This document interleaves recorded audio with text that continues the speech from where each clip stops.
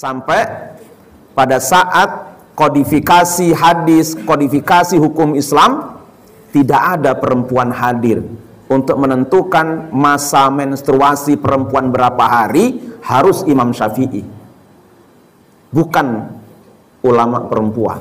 Padahal itu soal perempuan. Itu keprihatinan. Makanya kemudian Islam terus berjuang kembali untuk agar perempuan juga bisa mempunyai aktivitas publik, dan Muhammadiyah itu menjadi organisasi terdepan melalui Aisyahnya agar perempuan bisa berkontribusi yang sama di dalam memajukan peradaban. Dan organisasi terbesar di dunia dengan amal usaha terbesar, bahkan organisasi perempuan dengan perguruan tinggi pertama yang bisa dihasilkan itu ya Aisyah. Bismillahirrahmanirrahim. Assalamualaikum warahmatullahi wabarakatuh.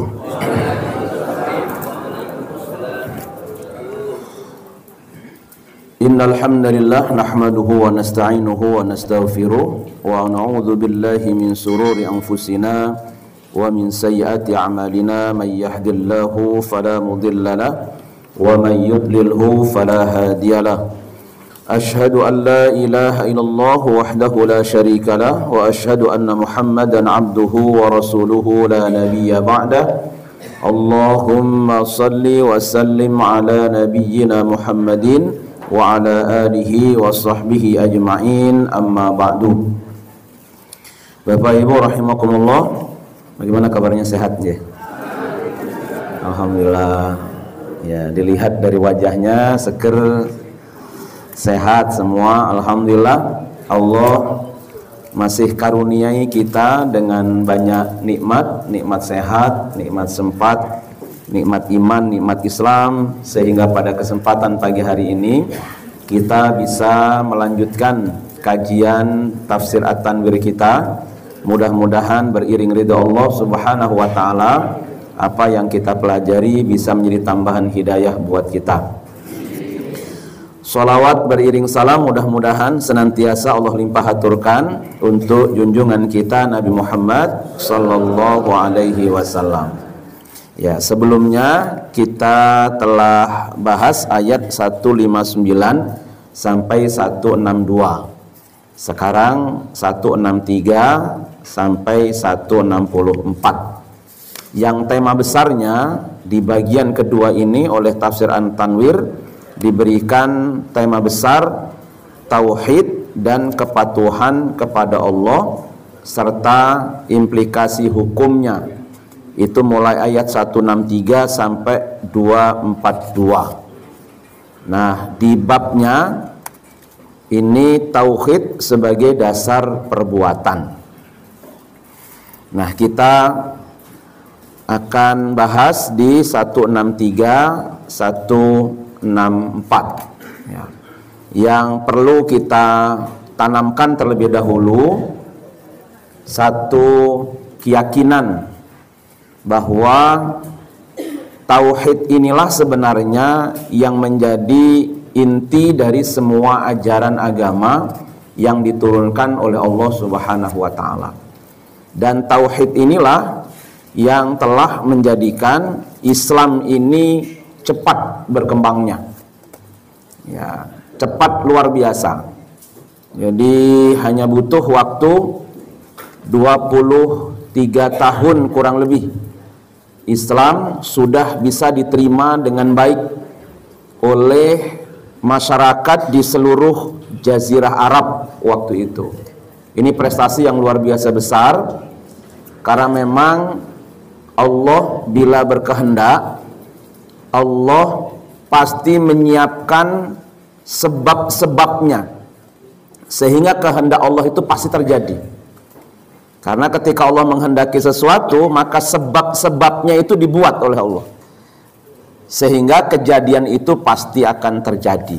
Jadi ketika Allah betul-betul menjadikan Rasulullah dan Islam itu sebagai penutup agamanya, penyempurna dari agama-agama yang ada, maka sebab-sebabnya itu sudah Allah siapkan. Ya, di antaranya Makkah sebagai tempat bersemainya agama ini. Nah, kenapa Makkah? Ya karena Makkah adalah tempat pertemuan banyak tokoh, banyak masyarakat. Karena ada Ka'bah di sana, dan orang-orang di Jazirah Arab kalau beribadah ya ke Ka'bah itu. Sehingga isu apapun, sekecil apapun yang terjadi di Makkah akan segera menyebar ke kota-kota yang lain. Nah, berbeda kalau diturunkan di Indonesia. Ya, kalau di Indonesia ya lama nanti gitu, karena memang Indonesia bukan sebagai tempat pertemuan dari seluruh bangsa-bangsa di dunia ini. Yang kedua, Al-Qur'annya dijadikan atau tuntunannya oleh Allah diwujudkan dalam tuntunan yang berbahasa Arab. Qur'annya berbahasa Arab. Ini juga sebab kenapa Islam ini kemudian bisa diterima dan mudah. Orang tidak banyak salah paham dengan Al-Quran ini karena Al-Quran kita berbahasa Arab, bahasa satu-satunya yang paling kaya di dunia. Tidak ada bahasa sekaya Al-Quran atau sekaya bahasa Arab. Semakin kaya bahasa itu, maka semakin kecil kemungkinan orang salah paham. Ya, kalau Quran turunkan bahasa Indonesia, itu pasti pusing kita. Karena bahasa Indonesia itu termasuk bahasa yang tidak terlalu kaya dengan kosakata. Nah, sementara mungkin lebih kaya bahasa Jawa. Ya. Walaupun bahasa Jawa masih kalah kaya dengan bahasa Arab. Ya, bahasa Jawa, ya seringkali saya contohkan, banyak tingkatan-tingkatannya. Untuk tingkatan menunjukkan kepada objeknya biasanya. Kue, sampean, jenengan, itu tingkatan-tingkatan. Kalau dibuat bahasa Indonesia cuman satu itu, kamu. Jadi orang bisa salah paham ketika sebut kamu, disangka dia anak kecil tapi ternyata orang dewasa. Kalau Jawa enggak, kalau sudah panjenengan biasanya orangnya sudah dewasa, gitu ya. Ya. Tapi Jawa antara sampeyan panjenengan tidak membedakan jenis kelamin, gitu. Iya, jadi laki ya kamu, ya sampean gitu ya, perempuan ya jenengan, laki jenengan ya perempuan, bisa jadi gitu ya. Tapi kalau bahasa Arab dibedakan jenis kelaminnya gitu. Jadi ya gitu ya, anta, anti gitu. Dan seterusnya itu. Jadi memang luar biasa agama ini. Yang ketiga, ajaran utamanya adalah tauhid. Ya. Di saat momentum di Arab ini luar biasa memang kerusakan masyarakatnya, apalagi masyarakat yang berkelas itu. Jadi ada masyarakat yang merdeka, tuan, dan tuan itu menentukan walaupun jumlahnya tidak terlampau banyak, sementara yang lain adalah hamba, budak, dan jumlahnya banyak, sehingga orang menggambarkan struktur masyarakatnya seperti piramid gitu. Lancip di atas, datar di bawah, lancip ke atas, jumlahnya sedikit, tapi yang sedikit menentukan masa depan. Maka akhirnya di masyarakat Arab itu nasib ditentukan oleh nasab. Sedangkan Islam merubahnya, tauhid merubah, nasib ditentukan oleh kasab. Ini yang menjadikan Islam itu cepat majunya, karena masyarakat akhirnya mendapatkan kesempatan yang sama untuk ikut berkontribusi bagi kemajuan peradaban. Tadinya penentunya hanya tuan saja, apa kata tuan saja. Nah, sementara tuan ini jumlahnya tidak banyak. Dan mungkin juga tidak pinter. Yang pinter masyarakat biasa. Masyarakat biasa tidak bisa menentukan apapun. Nah, sehingga kemajuannya begitu lambat. Masyarakat Makkah menjadi masyarakat yang berperadaban amat rendah. Kenapa? Karena masyarakatnya, strukturnya masih berkelas. Nah, Islam merubahnya. Nah, Muhammadiyah beruntung. Muhammadiyah itu konsep tauhidnya itu mendarah daging di Muhammadiyah dalam konteks itu. Makanya di Muhammadiyah tidak ada darah semuanya sama. Ya, tidak ada darah biru setengah biru, merah kuning, itu tidak ada di Muhammadiyah itu. Pokoknya semuanya kita punya kesempatan yang sama. Ya, mau dari kelas manapun kita, dari orang biasa, dari ningrat, tetap saja kita punya kesempatan yang sama untuk bisa berkontribusi buat kemajuan. Ya, jadi enggak apa-apa, orang nggak akan tanya Nurkholis itu anaknya siapa. Enggak ditanya di Muhammadiyah, terserah itu. Dulu asalnya dari mana dia, enggak ditanya juga. Kalau ditanya nggak bisa masuk di PP saya kayaknya. Karena saya anaknya pimpinan sebuah organisasi di luar Muhammadiyah. Tapi darah sama kita. Nah, ini sehingga akhirnya kemajuan itu bisa cepat bisa dirasakan. Itu tauhid itu menghilangkan kelas. Ya, karena yang esa, yang Tuhan itu hanya Allah. Selain Allah, hamba. Hamba sama, kata Rasulullah, ka'asnanil musti, seperti gerigi sisir. Tidak ada yang lebih hebat, kata Rasulullah, apakah dia orang Arab, apakah dia orang non-Arab. Semua orang itu sama. Oh, itu luar biasa itu di zaman itu. Ya, kalau sekarang kita berbicara begini tidak ada. Daya gedornya biasa aja karena kita sudah paham. Tapi bayangkan di zaman itu, ketika Rasulullah katakan semua orang sama, bahkan demi untuk menghilangkan perbudakan, menyamakan struktur masyarakat, pelanggaran terhadap ibadah sekalipun kadang-kadang gantinya adalah dengan memerdekakan budak, betul ya? Ya, jadi kalau siang hari suami istri di bulan puasa, sedang puasa, melakukan hubungan suami istri, apa dendanya? Memerdekakan budak, gitu ya. Ya, kecuali nanti kalau tidak mampu ya, kalau tidak mampu, maka diturunkan lagi yang lain.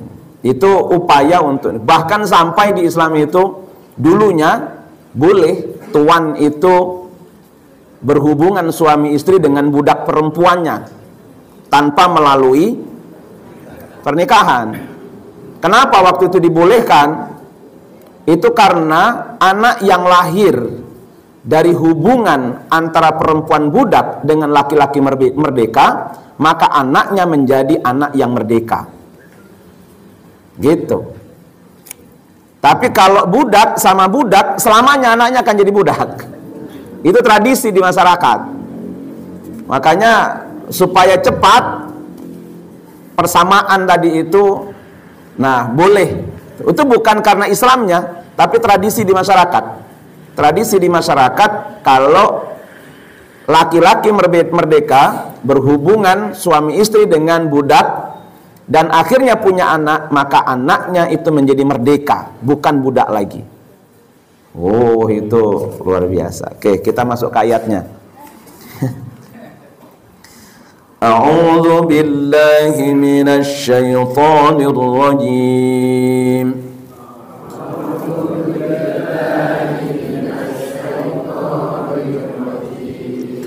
Wa ilahukum ilahun wahid.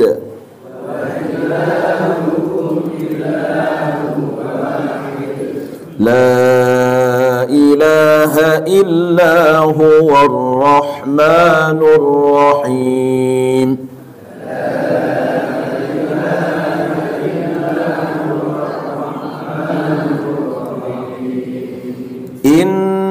في خلق السماوات والأرض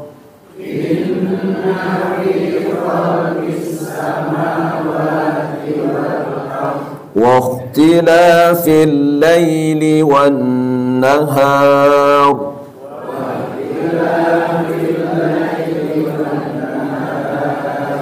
والفلك التي تجري في البحر بما ينفع الناس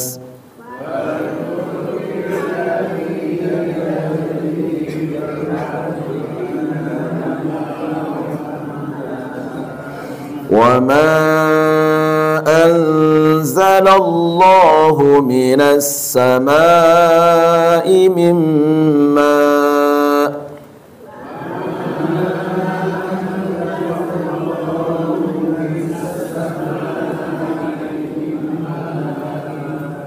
فأحيا به الأرض بعد موتها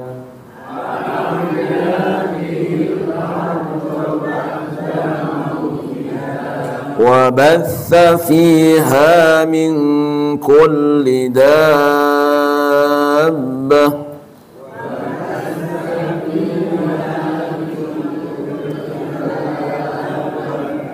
وتصريف الرياح والسحاب المسخر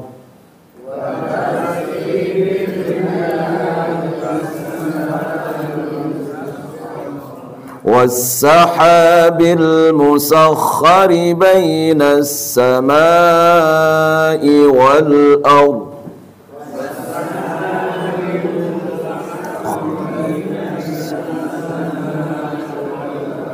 لآيات لقوم يعقلون.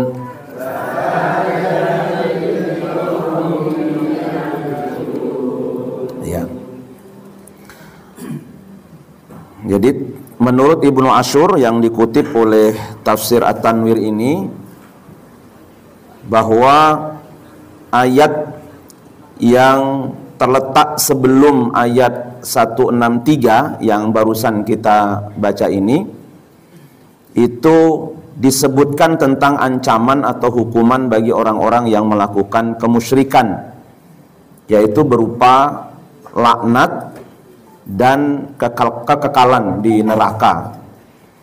Oleh sebab itu ayat 163 ini menegaskan bahwa Tuhan yang mereka ingkari dan mereka sekutukan itu adalah Tuhan yang Esa. Itu dalam tafsir At-Tahrir wa Tanwir karya Ibnu Asyur.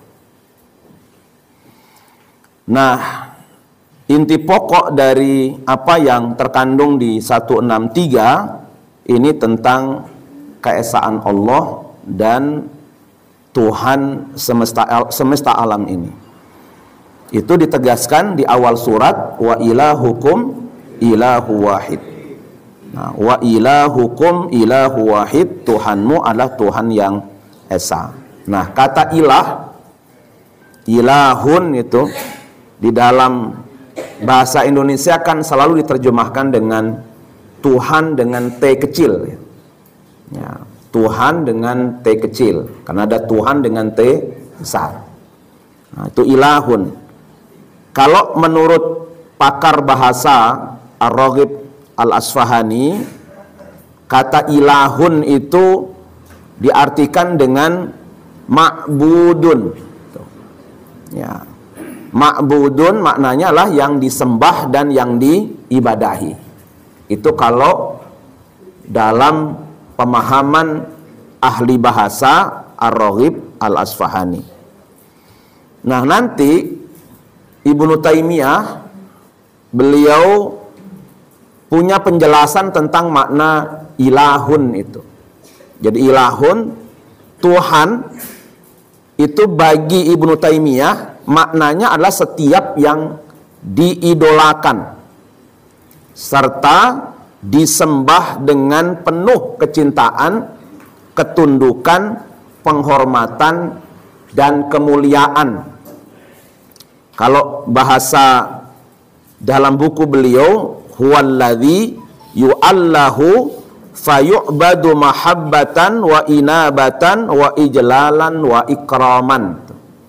Yang kalau diterjemahkan ke dalam bahasa Indonesia, yaitu yang diidolakan dengan penuh kecintaan, ketundukan, penghormatan, dan kemuliaan. Itu menurut Ibnu Taimiyah. Nah, kutipan dari Imaduddin Abdurrahim, ini dari ITB beliau, tetapi punya uraian yang baik di dalam buku beliau dengan mengutip juga pendapat Ibnu Taimiyah. Bagi ilahun itu pengertiannya, kata beliau, adalah sesuatu yang dianggap penting atau dipentingkan oleh manusia, berupa apa saja. Nah, itu kata ilah. Maka dalam bahasa Indonesia, ilah itu dengan T kecil, Tuhan dengan T kecil. Nah, dengan pengertian itu, maka setiap yang diidolakan, dipentingkan, melebihi yang lain atau sama dengan yang lain, atau sama dengan Tuhan dengan T besar, itu disebut dengan ilah. Sehingga ilah itu bentuknya bisa bermacam-macam, ya.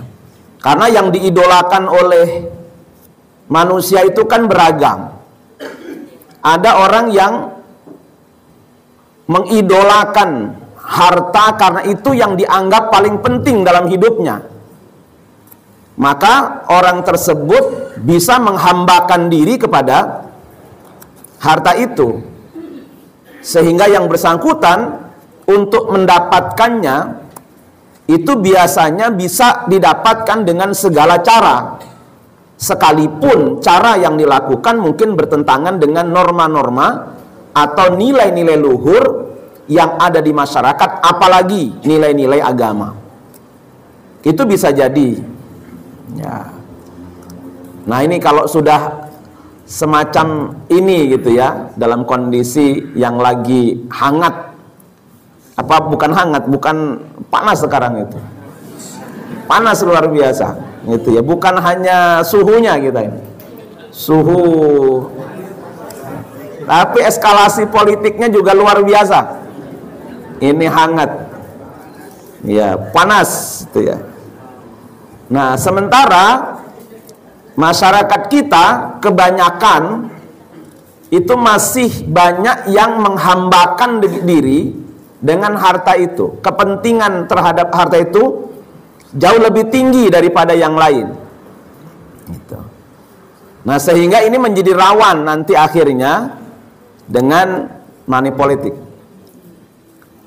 Ya, orang bisa hanya mendapatkan seberapa saja, itu sudah bisa mengalihkan idealitasnya. Sebenarnya kalau ditanya pilih yang mana, oh itu cerdas tuh jawabnya, milih yang ini itu. Tapi kalau sudah ada duit bisa pindah tuh pilihan. Itu karena yang dipentingkan bagi yang bersangkutan adalah uang itu. Maka ini yang memang agak berat buat kita. Ya, jadi unik memang di Indonesia ini, unik. Harus. Ya. Indonesia itu pernah dinobatkan menjadi negara dengan tingkat religiusitas tertinggi di dunia. Indonesia itu oleh lembaga terpercaya dari Amerika Serikat. Nah, tetapi Indonesia belum pernah masuk ke dalam 10 besar atau 20 besar negara dengan tingkat kesejahteraan paling tinggi di dunia. Religius tapi tidak sejahtera gitu.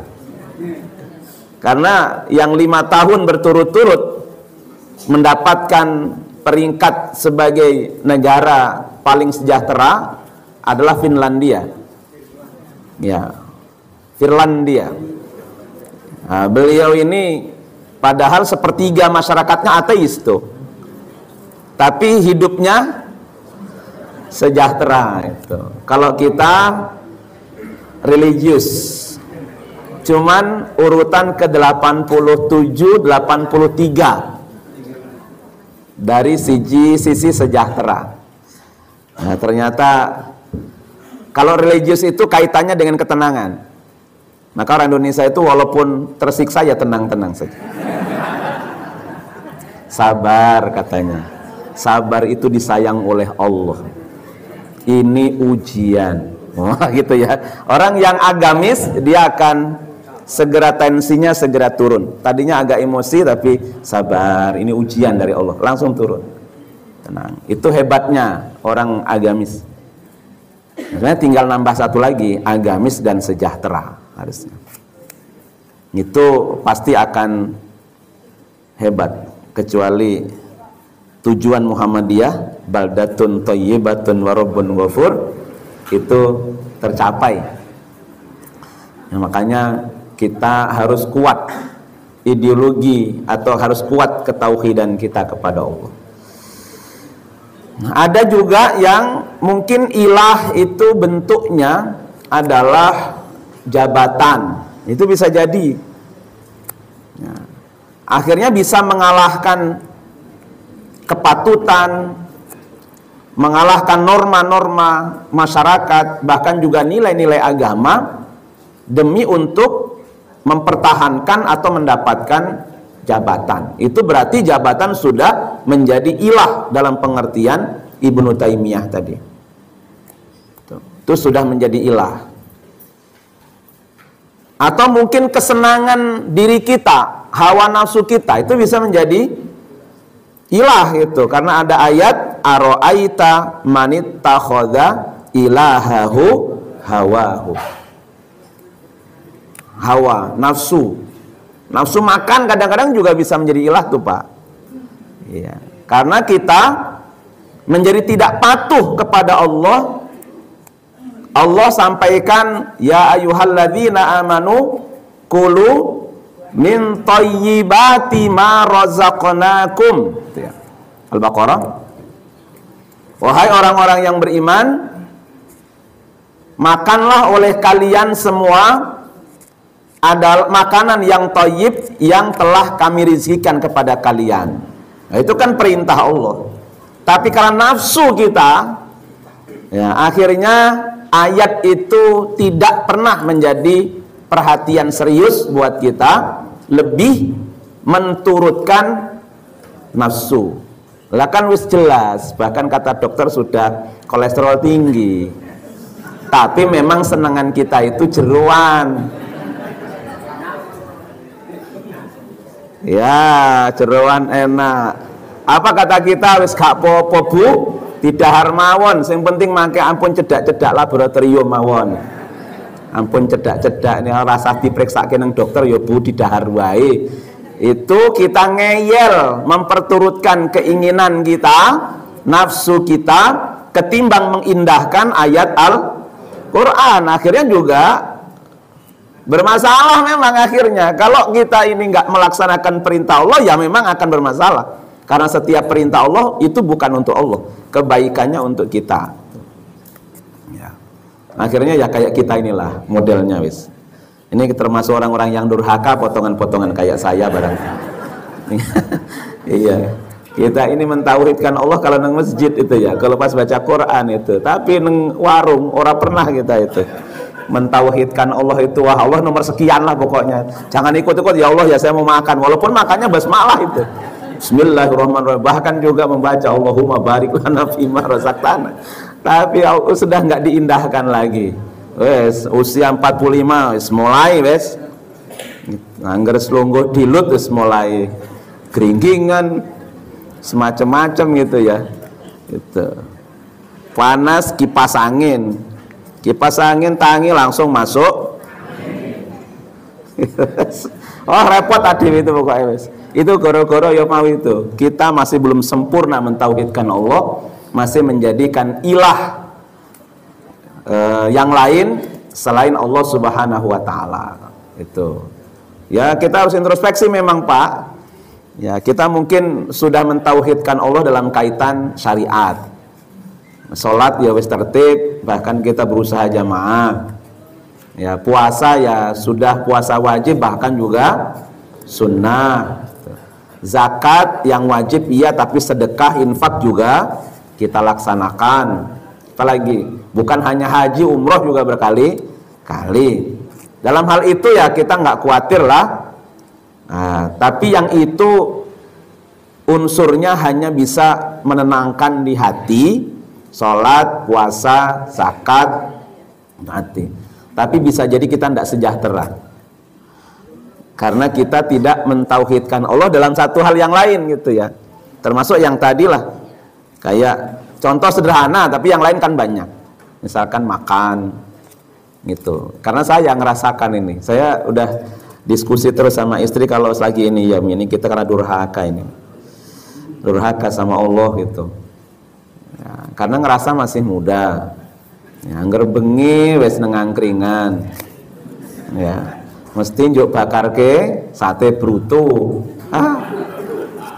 terus tanya enak pak itu nengangkringan gitu ya, nah, teh anget, jahe gitu ya. Kemudian tadi dibarake bruto, lara bruto ya usus, ndas pitik. Nah, wes kuwi nggone macem-macem lah kuwi. Iya. Tadinya nggak kerasa masih muda. Ketika mahasiswa jadi alasan, memang alasan dulu karena ngirit itu. Nang angkringan, biyen ngirit lah, saiki angkringan oh ya ora ngirit lah angkringan itu. Ya untuk ayo akeh wong pasangane oke gitu. Ya terus jadi kebiasaan kalau ndak ngangkring kayaknya nggak enak gitu ya. Padahal di angkringan ya tadi itu isinya. Nah, ini bukan mau matikan pasaran orang angkringan, ndak. Kita ini yang tua-tua kadang-kadang tidak mau kontrol diri gitu. Akhirnya ya dicek. Wes pabrik kabeh ono, pabrik gula yono, pabrik lengo yono gitu ya. Kita itu di tubuh kita itu, akhirnya ada ibadah susah. Ngopo enggak nang masjid bu? Wah angel aku lek rukuk. Iya, jadi rukuk masih usia 50 tahun itu loh. Rukuk susah, kadang tahiyat susah gitu dan macam-macam. Maka takmir harus menyiapkan kursi pokoknya di masjid. Ya itu kita harus introspeksi dalam hal tersebut. Rasulullah nggak ada kayaknya, belum ada sejarah di Madinah ada disiapin kursi kayaknya. Rasulullah sehat, sakit beliau sudah usia 60-an tahun. Karena 60 tahun beliau masih mimpin pasukan untuk Fathu Makkah. Ya, masih bisa nunggang kuda, onta dari Madinah ke Makkah. Ya, kalau kita pasti boyoan rawani ya. Usia 60 tahun kok kongkon numpak jaran atau numpak onto jarak jauh, wah wis. Numpak mobil wis mesti supire ditepuk pundake terus Pak golek pom bensin. Kita ngerumpat 60 tahun numpak mobil mesti dadak nepuk pundake Pak driver. Lah ono pom bensin ya Pak, mandek ya Pak. Ngetap meneh. Maka pom bensin itu tempat yang paling favorit itu. Iya, tempat paling favorit. Ya saya beberapa hari yang lalu ikut piknik sama jamaah pengajian di Merbah itu. Angger dilut mlaku wis Pak engko lak ono pom bensin ya Pak. Dadi suwe meneh teko. Padahal cuma nang Magetan wae iso berjam-jam. Ora modhak angger siji modhok liyane melu mesti. Jadi suwi meneh ngono. Engko dilit sijine liyane gitu. Pak pom bensin ya karo wong tua-tua ya soalnya ya. Ya piye meneh. Nah itu akibat. Itu definisi dari Ibnu Taimiyah. Jadi yang disebut dengan ilahun. Nah, segala sesuatu yang diidolakan. Sehingga itu menjadi yang dipentingkan di dalam kehidupan kita, maka itu disebut dengan ilahun. Wa ilahukum ilahun wahid. Nah, Allah tegaskan banyak ilah-ilah yang menjadi tujuan hidup bagi seseorang. Tapi ilah yang benar itu adalah ilahun wahid, yaitu Tuhan yang esa. Nah, sebenarnya pada saat Al-Quran ini diturunkan, masyarakat di Makkah Madinah itu bukan termasuk masyarakat yang tidak percaya dengan adanya Allah sebagai Tuhan pencipta langit dan bumi. Ada banyak ayat, misalkan saja di surah Az-Zumar ayat 38. Wala in sa'altahum man khalaqas samawati wal arda, dan jika ditanyakan kepada mereka penduduk Makkah, penduduk Madinah, orang-orang yang masih belum muslim, man khalaqas samawati wal arda, siapa yang menciptakan langit dan bumi, layakulunna, mereka pasti menjawab Allahu, yaitu Allah. Tetapi mereka menjadikan tujuan dalam hidup mereka bukan Allah Rabbus samawati wal ard, tapi ilah-ilah yang lain bagi mereka. Nah, itu kenapa konsep tentang Allah sebagai Tuhan pencipta langit dan bumi sebenarnya sudah ada sebelum Islam datang. Maka ayat-ayat yang pertama turun itu tidak pernah menyebut kata Allah itu. Iqra bismi rabbika. Bacalah bismi rabbik, atas atau dengan nama Tuhanmu. Nun wal qalami wa ma yasturun. Nun wal qalami wa ma yasturun. Ayat yang berikutnya, wa ma anta bi rabbika bimajnun, apa? Ya ayyuhal mudaththir kum fa'andir wa rabbuka wa rabbaka fakabbir. Jadi Rabbun sampai nanti ayat yang diturunkan pada urutan-urutan yang sudah agak jauh. Ya, ketika ditanya siapa, dari kemarin kamu sebut Rabbun terus, sebenarnya Rabbunmu terbuat dari apa? Maka dijawablah qul huwallahu ahad Allahus samad. Tapi ayat ini kan ayat yang turun pada urutan-urutan yang sudah jauh. Ya. Masih ada pertama al-alaq turun, al-qalam turun, al-muzammil, al-mudaththir, al-fatihah, dan seterusnya. Al-fatihah, at-takwir, al-lahab, al-a'la, kemudian al-lail, al-fajr, ad-duha, masih panjang tuh. Masih belum tuh al-ikhlas turun. Ya, kenapa? Karena khawatir nanti kalau dari awal sudah disebut Allah, maka gambaran Nabi Muhammad Allah itu Allah dalam konsep orang-orang yang sudah ada. Maka belum dikenalkan nama Allah itu. Nama Allah itu dikenalkan nanti, belakangan. Karena Allah itu sudah diyakini oleh masyarakat Arab sebagai Tuhan pencipta langit dan pencipta bumi. Tapi mereka tidak mengibadahinya. Nah, mereka menjadikan ilah-ilah lain selain ilah atau Tuhan pencipta langit dan bumi itu. Nah, ketika ditanya ya mereka jawab Allah, gitu ya. Nah, banyaklah nanti ayat-ayat juga yang disebut walladzina takhadhu min dunihi awliya ma na'buduhum illa liyuqarribuna ilallahi zulfa. Jadi ketika mereka ditanya Kenapa kalian percaya pada Allah yang menciptakan langit dan bumi, tapi kamu masih menyembah berhala gitu? Nah, jawaban mereka, liyuqarribuna ilallahi zulfa. Ini untuk mendekatkan kami lebih dekat lagi kepada Allah. Sehingga yang kedua, mereka menggunakan perantara untuk menyembah Allah yang maha tinggi. Sehingga perantara itu menjadi yang penting luar biasa bagi mereka. Ya, kalau mau dagang, mereka selalu membawa 3 batu yang bagus.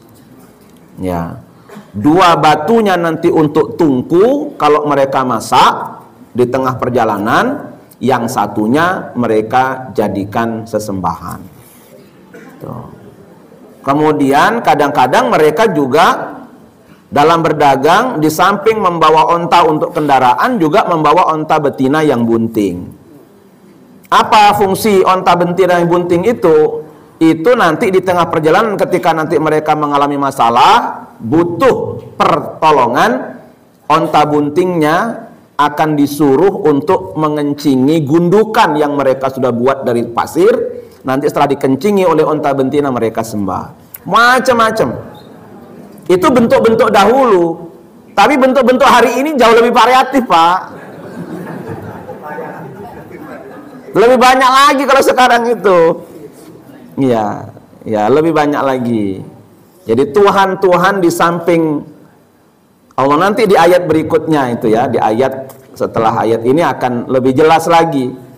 Di sana akan dijelaskan tentang sikap orang kafir dan orang yang beriman tuh bedanya di mana gitu. Ya, termasuk tadi mereka menjadikan tuhan-tuhan lain yang mereka cintai sama dengan kecintaan mereka kepada Allah. Ya, model-model kayak kita inilah, yang tidak terlalu muslim. Walaupun kita sudah berusaha lah ya, berusaha gitu ya. Karena masih ada yang lain yang kita cintai, yang sama, bahkan mungkin melebihi kecintaan kita kepada Allah Subhanahu wa Ta'ala. Iya. Ya nantilah setelah ini sabar. Ayatnya nanti, oh ini masih berurut nih ayatnya.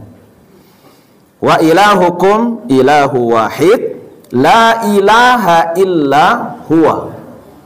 Tidak ada Tuhan, tidak ada ilah illa huwa, yang benar untuk diibadahi, yang benar untuk diikuti, dijadikan sebagai tujuan dalam hidup kita, illa huwa, kecuali Dia. Dia itu siapa? Ar-Rahman Ar-Rahim. Tuhan yang maha pengasih, maha penyayang. Karena tidak ada yang maha pengasih dan maha penyayang selain Dia. Iya, selain Allah itu nggak ada. Karena pengasih dan penyayang yang lain itu selalu ada pamrih. Gitu. Sementara Allah pengasih dan penyayang itu tanpa pamrih. Betul ya?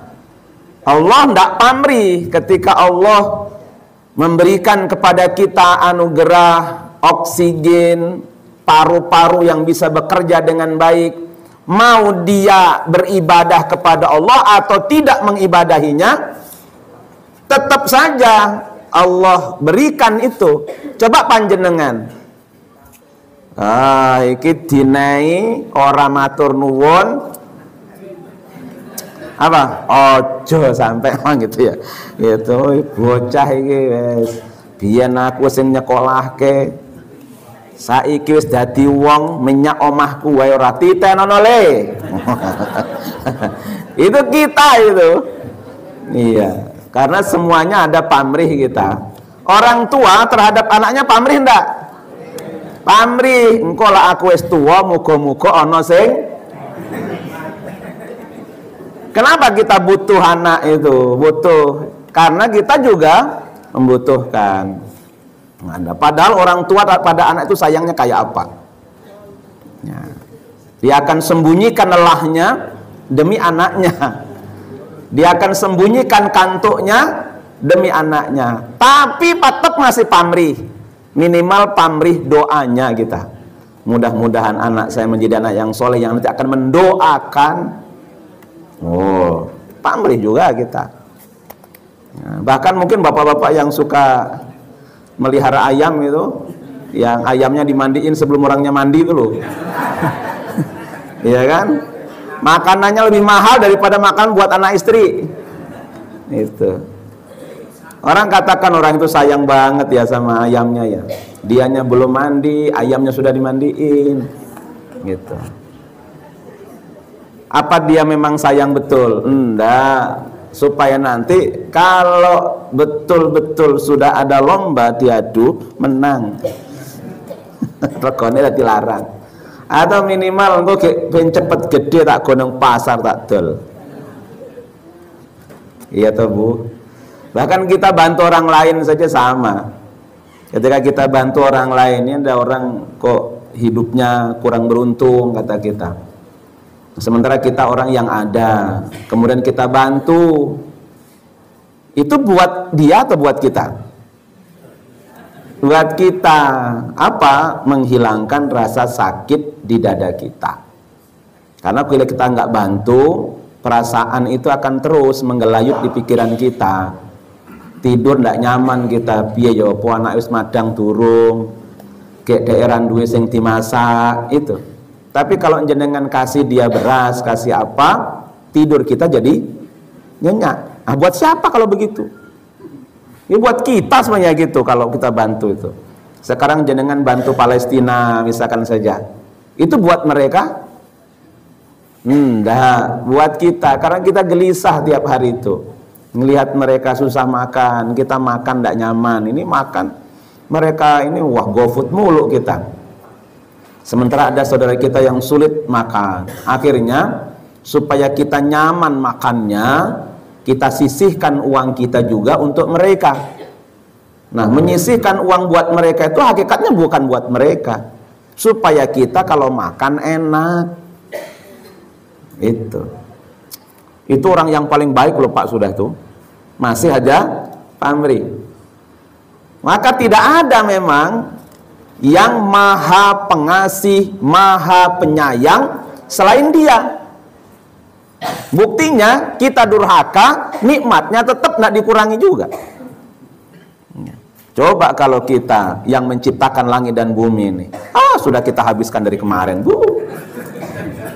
Yes, delok wong yang pentalit ra karuan ngene iki, digawe ke hutan yang berlimpah, sumber daya alam yang berlimpah, mung yak-yakan tuh petakilan wae wis dintekke wae. Itu kalau kita, tapi Allah tidak, masih ditunggu aja tobatnya. Bahkan Allah amat sangat suka dengan orang-orang durhaka yang mau kembali kepadanya. Sukanya Allah melebihi seseorang yang dalam perjalanan membawa banyak bekal, bekalnya ditaruh di kendaraannya, dia tertidur, kendaraan yang membawa bekal itu hilang. Dia putus asa, duh piye ke. Perjalanan belum sampai, bekal sudah tidak ada, kendaraan juga sudah nggak ada. Nah, tidurlah dia di bawah pohon. Ternyata keledainya balik lagi. Kemudian bekalnya balik lagi. Oh, bangun langsung girang. Girangnya luar biasa. Nah, Allah lebih girang dari itu ketika ada hambanya yang bertaubat. Nah, maka kalau taubat itu kita datang kepada Allah dengan berjalan, Allah mendatangi kita dengan berlari. Maka siapa yang lebih cepat datang duluan? Nah, berarti Allah yang datang. Yang nunggu itu Allah. Itu saking sayangnya Allah sama kita. Maka Allah yang maha pengasih. Bukti dari sayangnya Allah kepada kita adalah inna fi khalqis samawati wal ard. Perhatikan baik-baik ketika Allah menciptakan langit dan bumi. Maknanya ya seluruh seisinya ini. Langitnya dibuat berlapis oleh Allah. Orang sekarang menyebutnya lapisan itu disebut dengan lapisan ozon. Nah, jarak satu lapisan dengan yang lain ketebalannya 200 km. Itulah yang menghadang radiasi dari seluruh cahaya-cahaya yang membahayakan, yang bila terterpa langsung ke dalam kita dan bumi ini. Tuh. Luar biasa.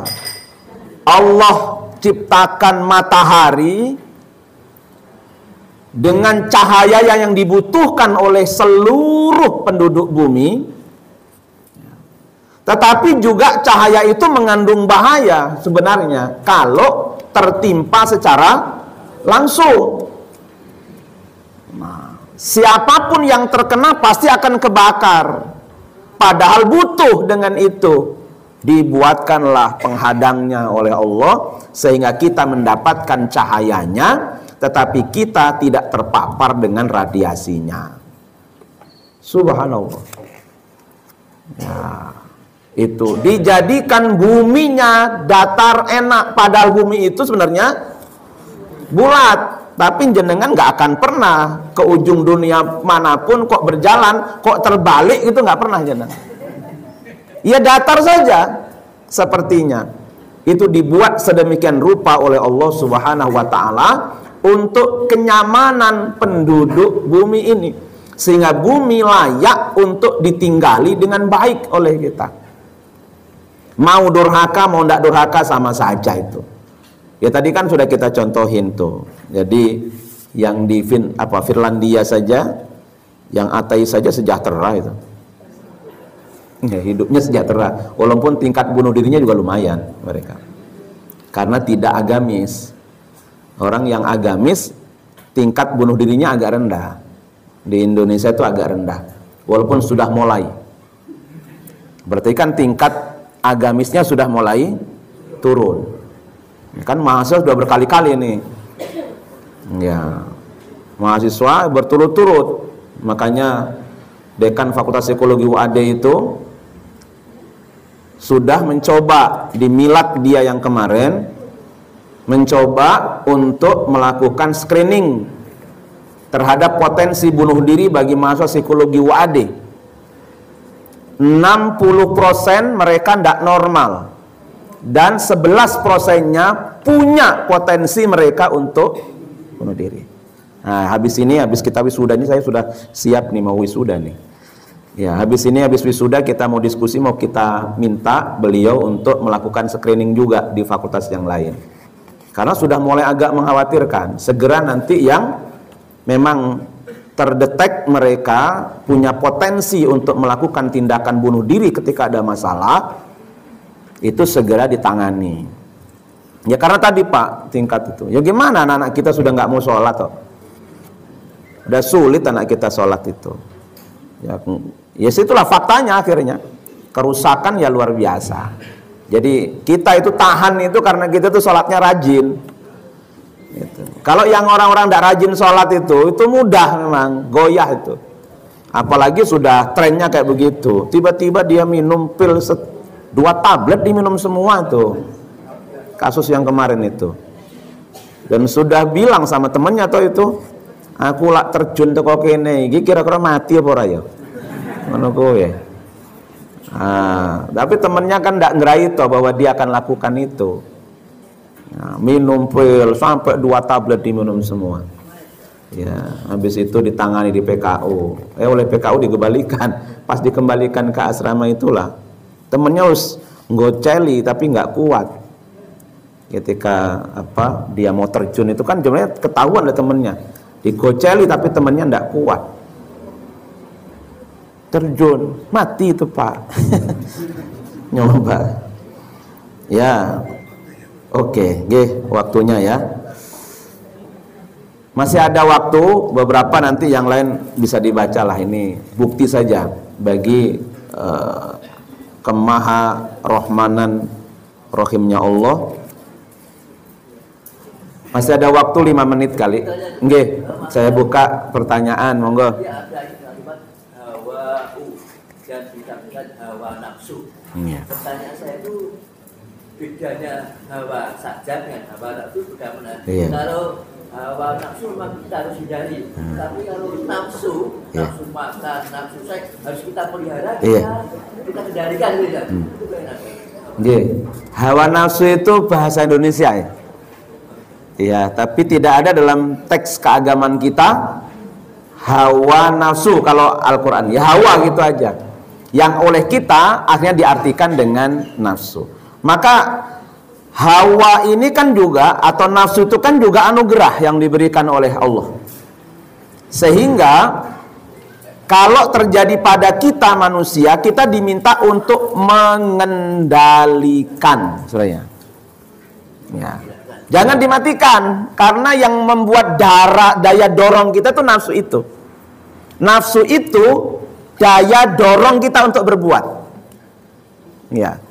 Sehingga kalau nanti dimatikan, ya nggak bisa itu. Maka dikendalikan. Ya. Nafsu seks, jangan dimatikan, nggak bisa. Dikendalikan oleh Allah, diberikan jalan pengendaliannya. Menikah, ya, jangan ditempatkan di tempat sembarang tempat. Itu kan. Nafsu makan, itu ya. Itu jangan dimatikan, nggak bisa. Dikendalikan. Makanya puasa itu namanya mengendalikan, imsak, itu. Mengendalikan nafsu. Karena nafsu itu ada, sebenarnya nafsu itu memang cenderung la ammaratum bisu. Kalau tidak dikendalikan, dia akan cenderung kepada arah yang negatif. Tetapi kalau pandai mengendalikan, maka ini bisa menjadi daya dorong yang luar biasa bagi hal-hal yang sifatnya positif. Nah, Allah sudah sempurnakan penciptaannya dengan memberikan potensi-potensi itu. Tinggal mengembangkan. Nah, di antara mengembangkannya, mungkin sesuatu yang negatif harus dikendalikan, diarahkan ke arah yang lebih positif. Jadi orang stres itu, Pak, kalau mampu dia mengendalikan, menyalurkan ke arah yang positif, maka hasilnya akan luar biasa. Orang stres itu. Tapi kalau dia tidak, maka sebaliknya akan merusak biasanya. Nah, jadi kalau lagi suntuk itu, biasanya apa? Kalau kita udah gunakan baca, gunakan nulis, itu pasti akan berlimpah energi kita, karena kita sedang tidak nyaman tidur. Nah, tapi ya sulit untuk mengendalikan. Nah, kita kendalikan. Ada lagi? Kenapa? Monggo Pak Sintan Rumian. Monggo Bapak Rumin. Di luar agama Islam itu menganggap orang Islam itu sama saja, Pak, menyembah batu satu. Iya.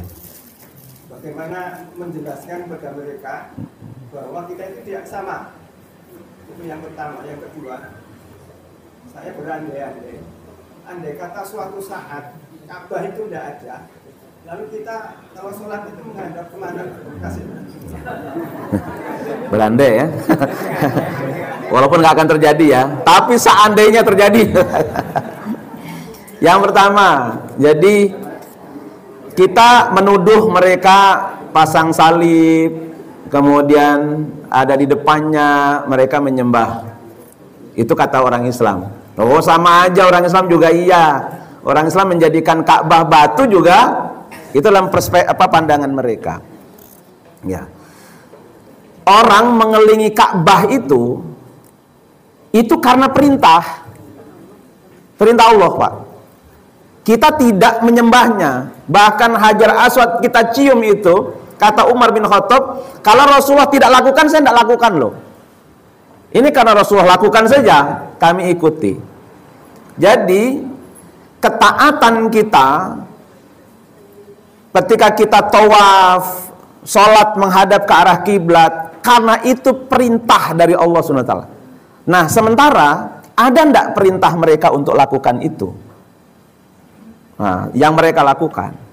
Jadi buat kita Ka'bah itu adalah kiblat di mana kita diperintahkan oleh Allah dalam ibadah kita untuk menghadapnya.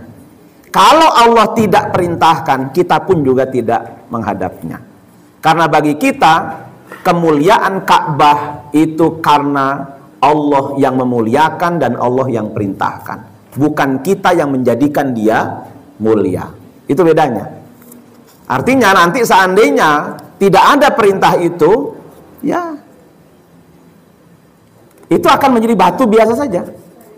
Nah, itu satu. Yang kedua, seandainya tidak ada, kemana kita harus menghadap? Al-Quran sudah sampaikan kepada kita, kemana saja kita menghadap, kita akan temukan Allah Subhanahu wa ta'ala. Sama dengan ketika kita sholat di pesawat. Walaupun Ka'bahnya di bawah kita, tidak pernah kita itu. Sama dengan ketika kita sholat di kereta, di bus, di mana. Nah, sekalipun Ka'bahnya masih ada, Allah dan Rasulnya izinkan kita untuk menghadap kemana saja. Itu di kita. Jadi nggak usah khawatir nanti kalau Anda nyilang. Bapak moga. Tadi disebutkan bahwa orang merdeka berhubungan dengan si budak ini menjadi dihalalkan atau tidak? Ya. Jadi ini disepakati oleh para ulama, ini ijma bahwa tradisi itu sudah dihapuskan. Jadi ada, tapi diangkat kembali oleh doktor disertasi dari dosen UIN Surakarta yang waktu itu heboh betul, Milkul Yamin itu di UIN Sunan Kalijaga, dan mendapatkan lulus dengan predikat yang luar biasa itu beliau ya waktu itu, yang menghalalkan hubungan budak dan Doro dan pembantunya dia tanpa melalui ikatan pernikahan, yang bahasa Al-Qur'annya itu milkul yamin, yang dia memang dalam kepemilikan yang bersangkutan. Tetapi tradisi ini sudah tidak ada lagi. Ketika upaya-upaya Islam sudah berhasil untuk memerdekakan budak, tradisi ini sudah tidak diberlakukan lagi secara hukum. Tidak boleh orang menikah, orang merdeka dan budak, karena di dalam Islam sudah tidak ada lagi yang disebut dengan budak. Perbudakan sudah tidak ada lagi. Maka tidak ada alasan bagi tuan hari ini berhubungan suami istri dengan pembantunya. Enggak ada, itu haram tetap. Karena perbudakan sudah dihapus oleh Islam, dan Islam sudah berhasil menghapus perbudakan itu. Enggak ada lagi. Gitu Pak. Jangan nanti pakai ini, makanya dulu heboh banget itu milkul yamin itu. Heboh luar biasa. Karena dalam kesimpulan disertasi itu boleh itu. Nah, bahkan maknanya diperluas. Kalau begitu kan masalah buat kita itu.